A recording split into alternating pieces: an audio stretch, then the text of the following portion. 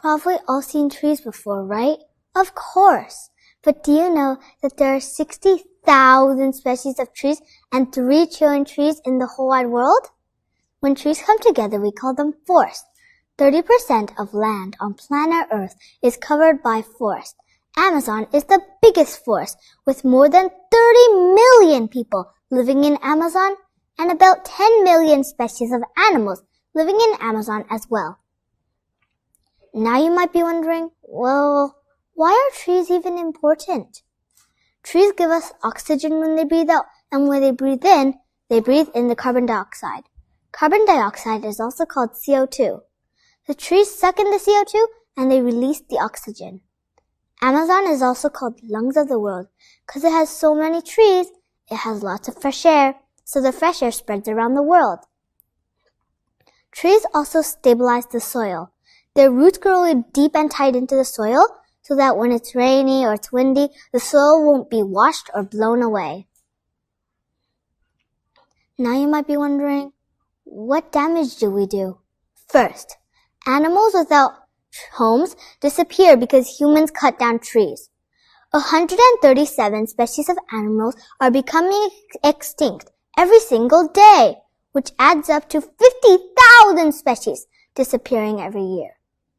If we don't act now, 10% of our world's wildlife species will all die out and become extinct within the next 25 years. For example, the golden lion tamarin is a monkey that lives in Amazon. It's becoming extinct because its forest is being destroyed. Now, only 2 to 3% of its home is still there. Second, forest fire. According to a new study, humans cause 96% of wildfires that have threatened homes in the U.S., rather than natural forces such as lightning. Top 3 reasons are humans use fire like campfire, smoking fire, and electrical fire. In the year 2019, more than 80,000 wildfires were burned in Amazon that are still burning right now. Third, without trees, when heavy rains or strong winds come by, the soil will be completely washed or blown away. The largest desert is called Sahara, and it actually used to be a forest.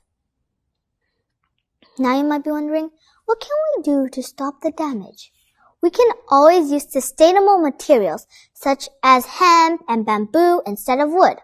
Also, humans have to be more cautious in the forest to lower the possibilities of forest fire. And if you're still going to use wood products, just please recycle them. And don't throw them in the garbage. One person can only do little things, but together we can make the world different. I encourage you to try your best to help save the forest just by recycling the tiniest piece of paper. Get one step ahead and stop any lost in the woods.